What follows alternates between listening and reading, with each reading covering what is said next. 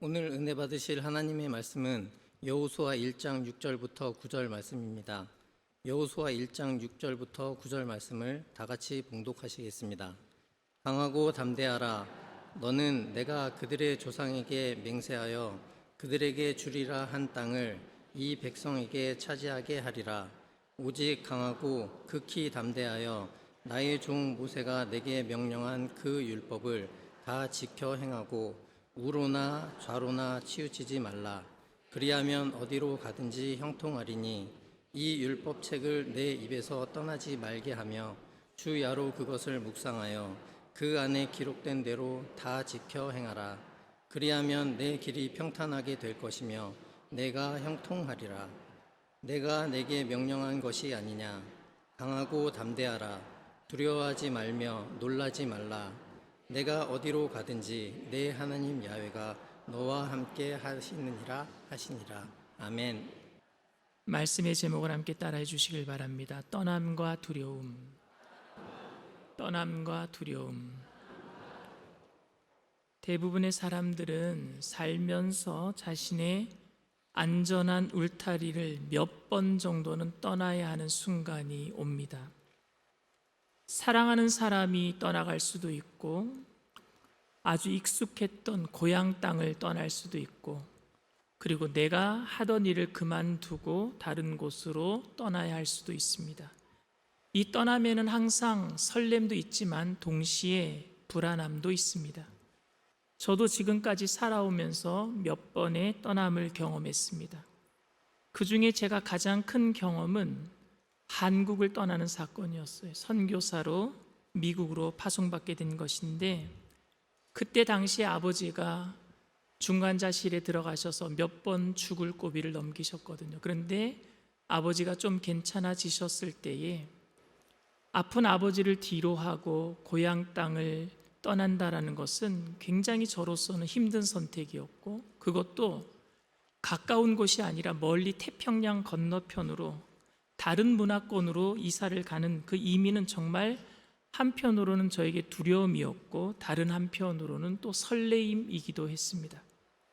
사실 처음 미국으로 이사 갈 때는 두려움보다는 설레임이 더 컸던 것 같습니다. 왜냐하면 한국 사람들이 많이 살고 있는 캘리포니아 오렌지 카운티에서 여의도 순복음교회에서 집과 사무실을 구해주었고 사례비도 지원해주는 조건으로 갔기 때문에 처음에 목회하러 간 것이 아니라 총회라고 하는 큰 미국 북미 총회의 행정 총무로 갔었으니까, 그러니까 모든 게 다 갖춰져 있으니까 두려움보다는 새로운 생활, 미국이라는 새로운 생활의 설렘이 더 컸던 것 같아요. 그런데 거기서 3년 정도 총무 일을 마친 다음에 같은 미국이지만 완전 미국 시골 깡촌인 오마하로 들어갈 때에는 설레임보다는 두려움이 더 컸습니다.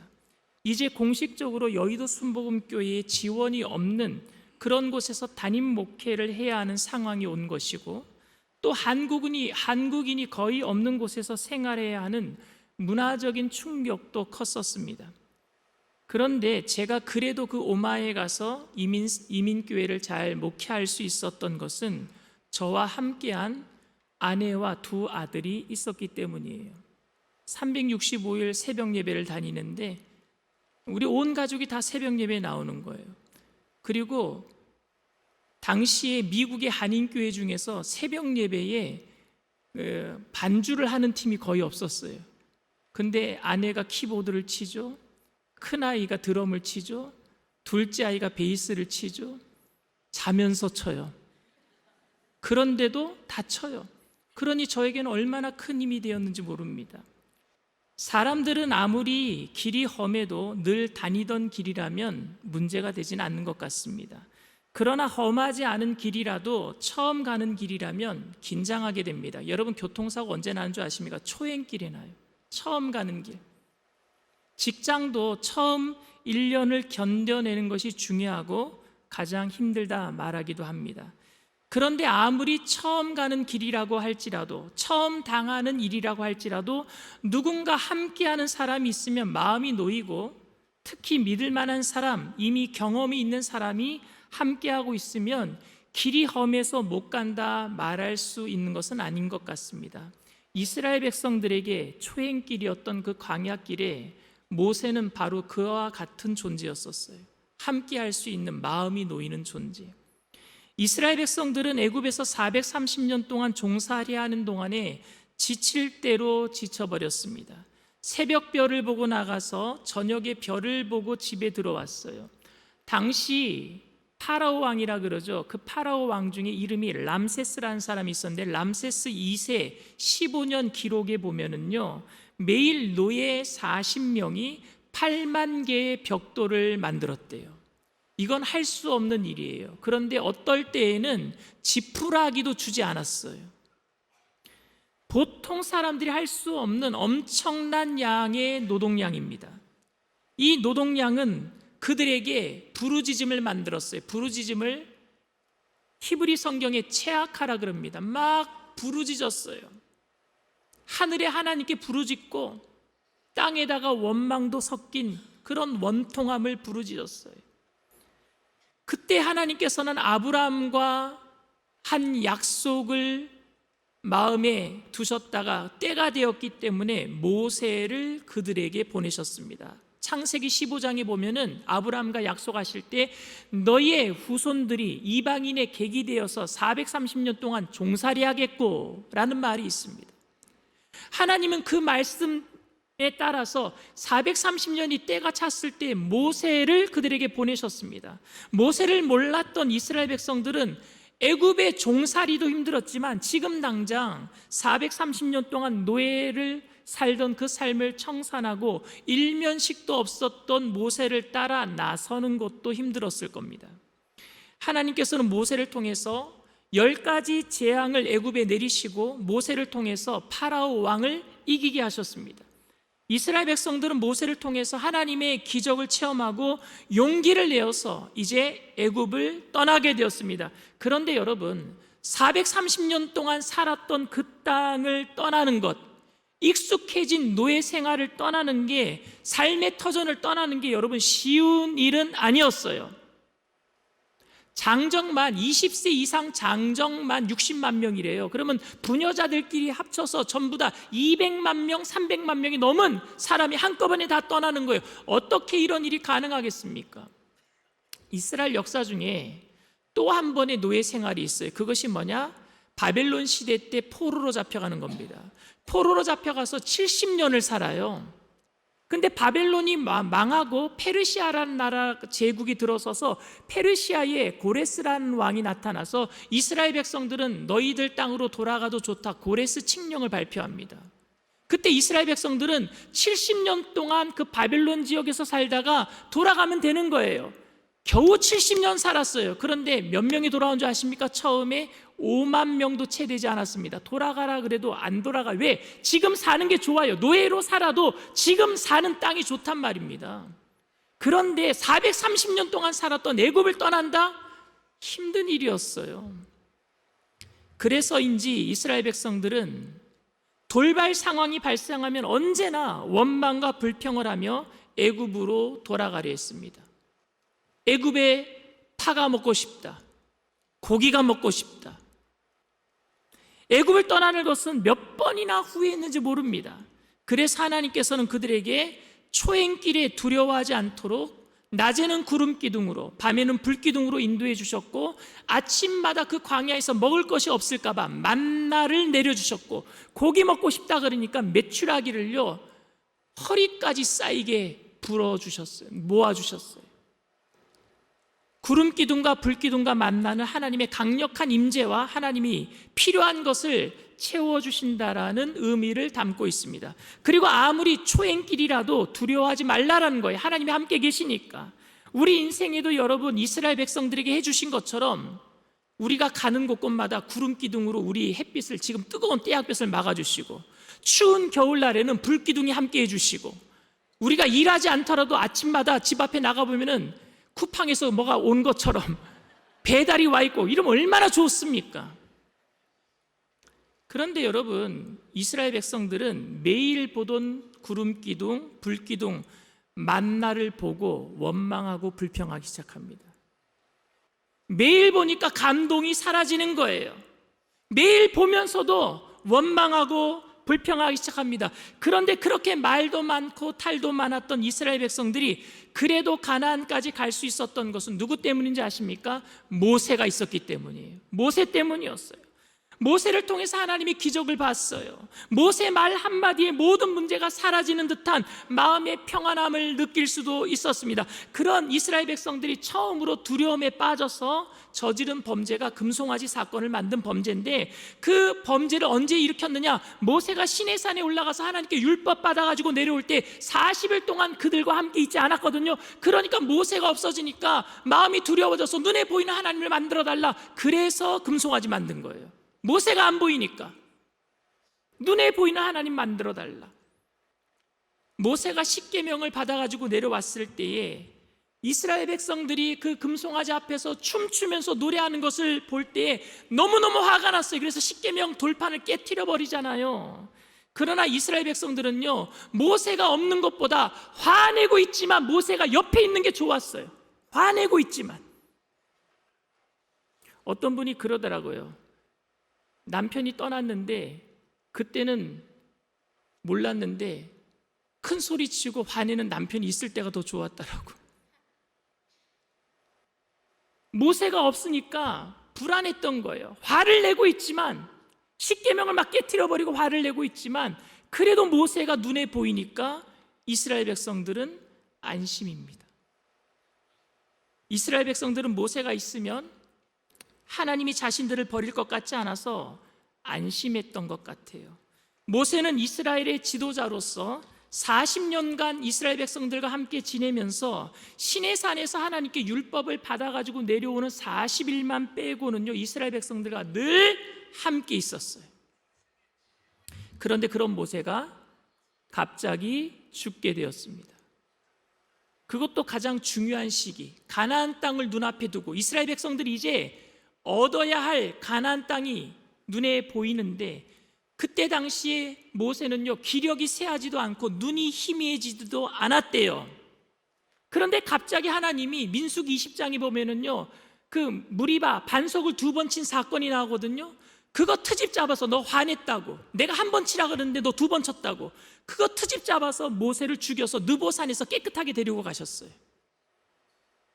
이제 가나안에 들어가면 전쟁이 시작이 되고 많은 땅을 얻어야 하는데, 가장 중요한 시점에 그들이 가장 사랑하고 의지했던 모세를 데려가신 거예요.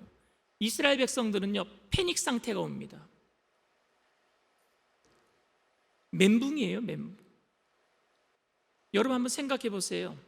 정말 중요한 시기에 가장 의지했던 사람이 사라진다고 생각해 보세요. 여러분은 12명의 정탐꾼을 가나안에 보내서 여리고를 정탐했던 그 사건을 기억하실 겁니다. 광야에 들어선 지 1년도 채 되지 않아서 이스라엘 백성들은요, 빨리 가나안 땅에 도착했어요. 그게 가데스바니아라고 하는 가나안 첫 지경입니다. 그때 모세는 12정탐꾼을 뽑아서 여리고성을 정탐하도록 했습니다. 그런데 정탐꾼들이 여리고성을 보고 온 다음에 여리고성의 견고함과 그리고 막강한 군사력에 우리는 그들에 비하면 메뚜기 같습니다, 그런 보고를 들을 때 이스라엘 모든 백성들은 간담이 녹아내렸다 그랬어요. 간담이 녹아내렸어요. 그래서 우리는 여기서 죽게 되었구나라고 서로 원망하고 밤새도록 울고, 그 다음날 한 장관을 세워서 모세를 죽이고, 갈렙과 여호수아 부정적인 보고를 하지 않고 정말로 긍정적인 보고를 한, 그들은 우리의 밥입니다, 들어가면 됩니다라고 말한 여호수아 갈렙과 모세를 죽이고 우리는 애굽으로 돌아가자 그랬어요. 그때 하나님 화가 나셨어요.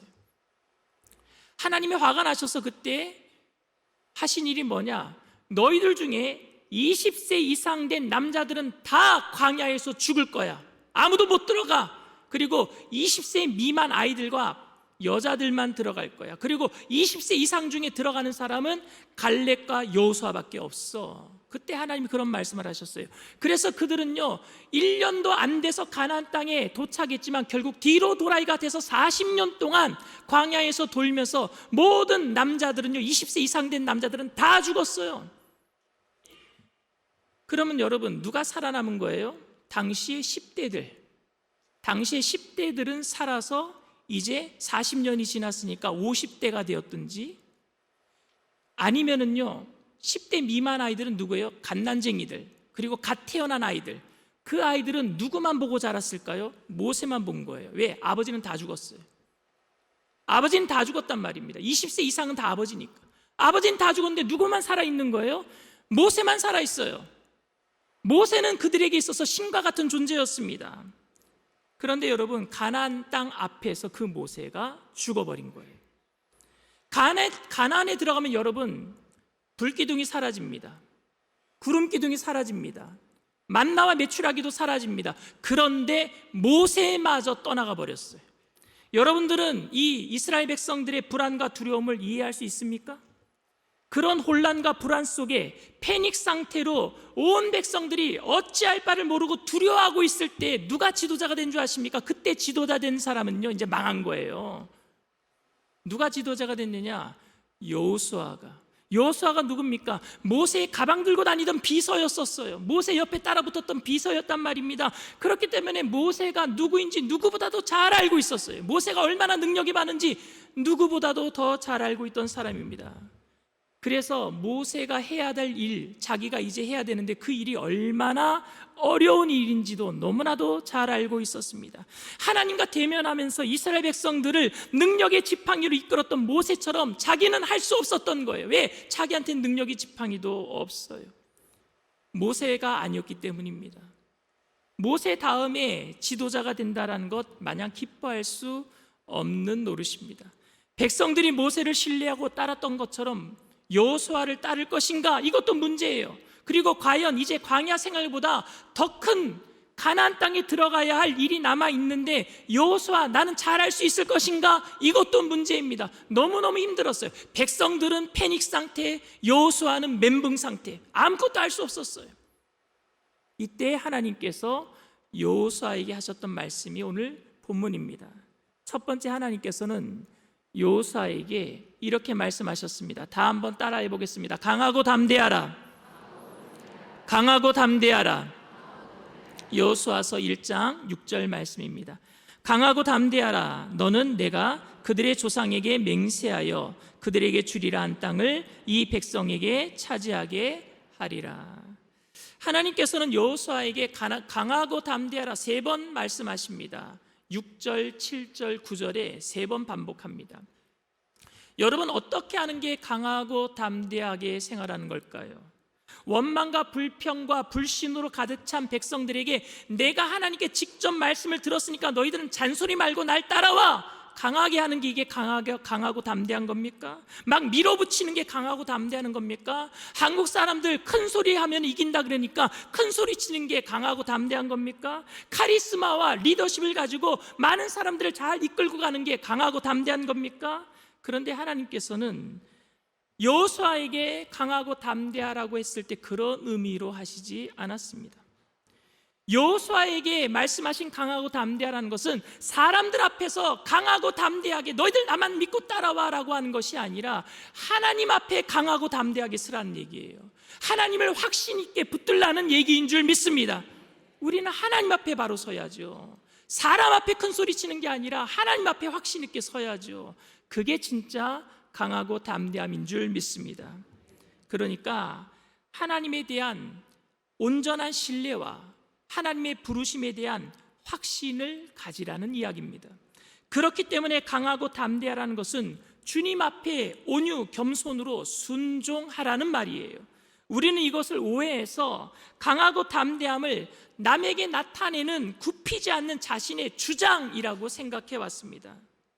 큰 소리를 치면서 자기 주장을 강하게 하는 사람들은요, 자신이 카리스마와 신념이 있다고 생각할지는 모르겠지만 그것은 건전하지 못한 열등감을 숨기기 위한, 그들에게 역으로 남들에게 강함을 나타내고 싶은 약함이 있기 때문에 그렇게 표출하는 거예요, 겉으로. 오은영 박사가 그러더라고요. 큰 소리 막 치는 사람들은 속에 약함이 있다고, 열등감이 있다고. 사람들은 강해지고 싶어 합니다. 남들에게 약한 모습을 보이기 싫어합니다. 그렇기 때문에 하나님께서 여호수아에게 하신 이 말씀을 들어서 강하게 자신을 나타내는 것을 옹호하고 합리화시키기도 합니다. 어떤 목사님들이 강하게 성도님들은 무슨 말 하지 마시고 좀 쫓아오세요. 여호수아에게 강하고 담대하라 하신 것처럼 하나님이 나에게 강하고 담대하라고 하셨으니까 내 말 믿고 쫓아오세요. 이 말로 자기의 말을 합리화시키기도 합니다. 그런데 그런 의미가 아니었어요. 저도 여러분들에게 강한 목사로 비춰주고 싶어요. 제 말 한마디면은 모든 성도님들이 다른 말 안 하고 좀 따라와 줬으면 좋겠다라는 생각을 하기도 합니다.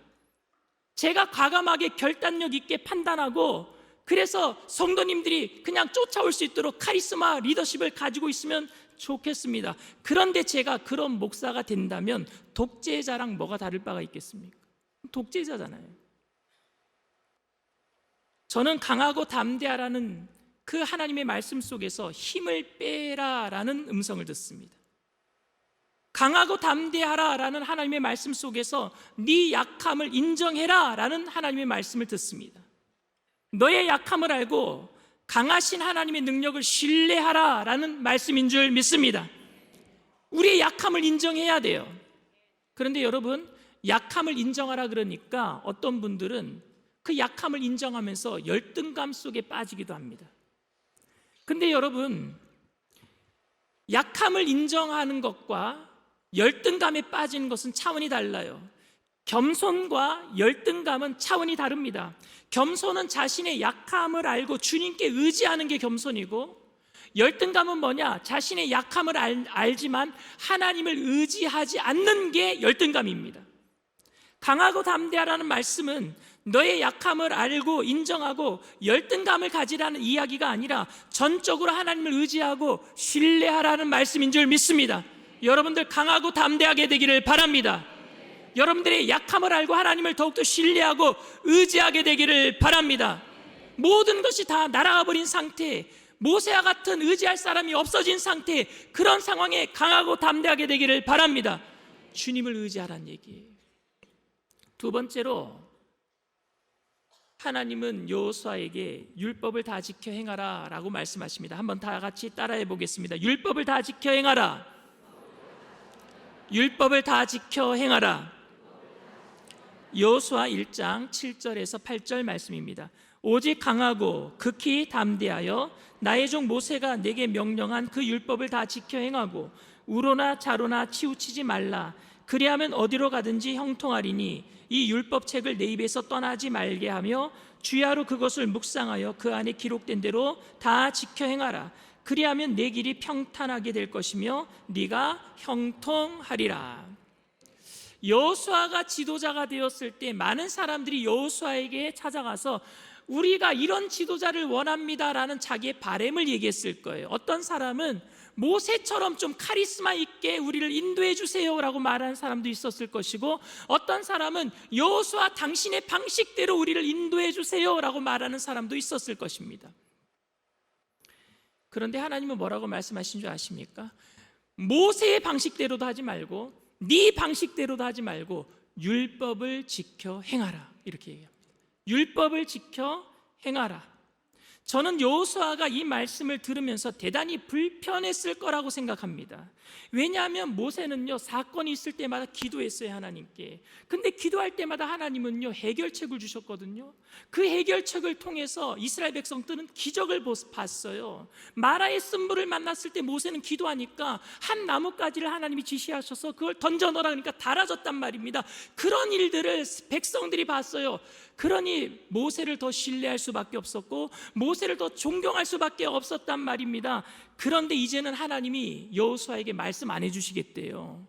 이미 말씀한 대로 율법을 지켜 행하라고 말씀하시는데요, 하나님이 나에게는 귀찮아서 말씀 안 해주시겠다는 겁니까? 기록된 대로 행하라라니요, 이게 무슨 말씀입니까? 섭섭합니다. 이런 생각 들 것 같아요, 저는.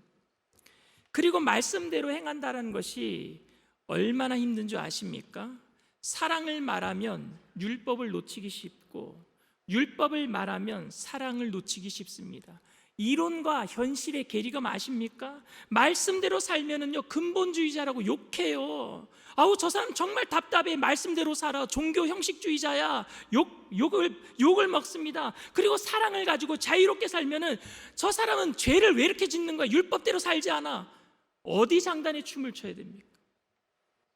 하나님의 말씀을 모든 부분에 적용시키기도 쉽지 않습니다. 사람들마다 환경도 다르고 문화도 다르고 모든 살아가는 방식이 다르기 때문에 말씀을 다 모든 곳에 적용시키는 게 쉽지가 않아요. 여호수아는 이스라엘 백성들이 문제를 가지고 나올 때마다 말씀에 기록되어 있지 않은 특별한 케이스가 많았을 거예요. 그 속에서 끊임없이 홀로 선택해야 하는 갈림길 속에서 갈등해야 될 겁니다.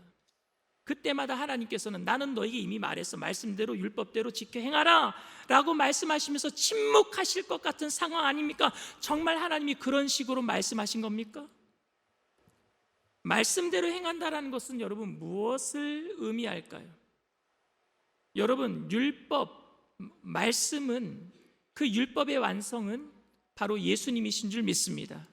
구약에서 이야기하는 모든 것은 오실 메시아에 대한 이야기. 율법은 누구를 얘기하고 있어요? 예수님을 얘기하고 있어요. 신약은 누구를 얘기하고 있습니까? 오신 메시아, 예수님에 대한 이야기고, 그리고 요한계시록은 다시 오실 메시아, 예수님에 대한 이야기인 줄 믿습니다. 그러니까 궁극적으로 율법을 지켜 행하라는 얘기는 뭡니까? 예수님 바라보라는 얘기예요.